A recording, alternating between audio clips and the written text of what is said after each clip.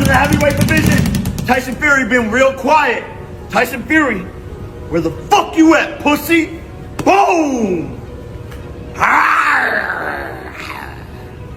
Jake Paul has taken a jab at Tyson Fury, labeling him a washed-up gypsy king ahead of Fury's rematch with Oleksandr Usyk. The irony here is almost too much to bear. Jake, the self-proclaimed boxing sensation who made his name fighting retired MMA fighters and participating in what many call scripted bouts, is now ridiculing Fury for his alleged shortcomings. Honestly, the audacity is astounding.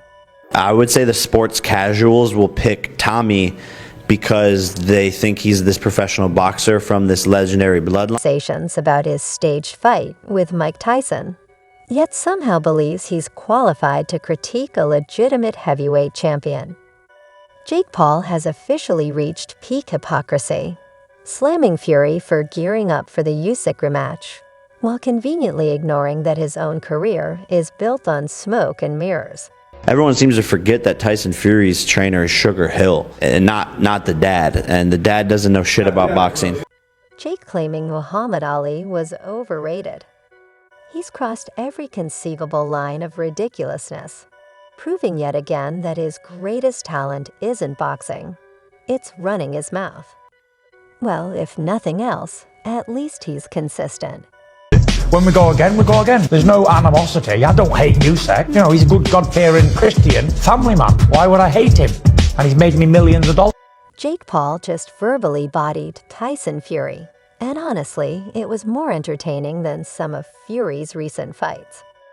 Paul, the internet's favorite loudmouth turned wanted boxing analyst, went all in ahead of Fury's rematch with Oleksandr Usyk, and let's just say he didn't hold back. Paul dragged Fury's name through the mud, slamming him for his lackluster performance in their first bout. Fury, who somehow convinced himself he won despite the May 2023 split decision clearly favoring Usyk, is still clinging to his delusions like a lifeline, or perhaps like his championship belts. And if that wasn't cringeworthy enough, Fury even suggested that Usyk's victory had more to do with Ukraine sympathy points than actual skill. Classy, right? Classic Fury. A baldy. He looks like an assassin, doesn't he? It suits him. The shaved head suits him. He looks sexy. Do you know what I mean? He looks like a sexy beast. The stakes couldn't be higher for the December 21, 2023 rematch in Saudi Arabia. And Jake Paul didn't waste a second cranking up the pressure. He even went so far as to brand Tyson Fury a one-trick pony who's all talk and no substance. Harsh? Maybe. Accurate? Absolutely. Fury's overconfidence has officially become his Achilles heel, and Paul is having a field day with it, slamming Fury for playing the defensive turtle while Usyk gave him a boxing masterclass. I'm sorry. Come on in, come on in, come on in, come on in, come on in. Wait! Oh, let's go. Listen, congratulations on Let's doing go. the fight. Let's go, bro. We're really excited for it, boys. We were just talking about you. Keep up on it, man. I really thought he was gonna fucking punch me when he came in. Let's talk about that May 2023 fight. Sure, it was a split decision, but let's be real. Usyk dominated every meaningful moment. He landed 40% of his punches to Fury's 35%, and no, those numbers don't lie. Round 9. Usyk's left hand was a masterpiece, rocking Fury, who somehow stayed upright but looked anything but composed. Usyk outclassed Fury in precision, timing, and control. Everything Fury was supposed to excel at. Yet Fury insists he was robbed, doubling down on this delusion post-fight while awkwardly congratulating Usyk. Jake Paul's been quick to call him out, roasting Fury for landing just 10 clean punches in key rounds. Meanwhile, Usyk's been laughing it off, mocking Fury's marathon-style tactics. For someone known for fearlessness, Fury looked like he was running away. With whispers of a chaotic training camp and a flat game plan, It's clear Fury's size and strength strategy is no longer enough. Jake Paul might be loud, but on this, he's got a point. The Gypsy King needs a serious reality check. Tommy can't splatter Jake Paul. I'll retire him from boxing myself. It doesn't need to be a boxer. If he can't beat Jake Paul, forget about boxing. Because he's got ambitions of being a world champion. Never mind beating some YouTube guy. Jake Paul's trash talk has been relentless, no holds barred, and let's be honest, pretty entertaining. He openly roasted Fury for being outclassed by a cruiserweight, which is basically the boxing equivalent of getting dunked on by a high schooler.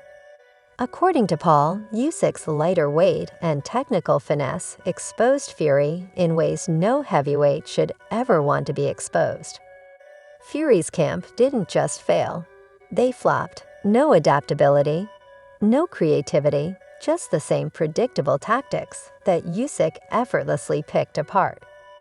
And because Jake Paul never misses a chance to stir the pot, he even claimed Fury wouldn't last 3 rounds with him in an exhibition fight. Whether that's pure ego or a calculated PR move is up for debate. But one thing's certain, Jake knows how to keep himself in the spotlight. But let's not forget when Fury hit back, especially through his brother, Tommy, who stepped into the ring with Jake. The Paul vs. Fury saga is turning into its own soap opera, blending boxing and drama in equal. Let's talk about the stakes. This isn't just another boxing match. It's the asterisk fight. The December 21, 2023 rematch in Saudi Arabia will decide the first undisputed heavyweight champion of the 21st century. For Tyson Fury, it's not just about reclaiming a belt. It's about salvaging a reputation that's been circling the drain since his split decision loss to Oleksandr Usyk in May 2023. That fight cemented Usyk as a legend, while Fury's aura of invincibility shattered. Now Fury is scrambling to prove he's still got it. Spoiler alert, Jake Paul doesn't think so. Even Frank Warren, Fury's promoter and longtime cheerleader, has admitted this is a do-or-die moment. Warren bluntly stated that Fury needs this win to ever be considered alongside greats like Muhammad Ali or Lennox Lewis. No pressure, right? A loss here would be catastrophic. A legacy-crushing disaster for a fighter no longer in the rebuildable phase of his career. Fury's running out of time, and another loss could send his name straight to the bargain bin of boxing history. Jake Paul, never one to hold back, has been hammering Fury's weaknesses relentlessly. He's called out Fury's size advantage in their first fight, a full 40 pounds over Usyk, as irrelevant, arguing that being big means nothing if you can't win. Paul's even taken shots at Fury's mental game, suggesting retirement might be the best option if he can't deliver on December 21. For Fury,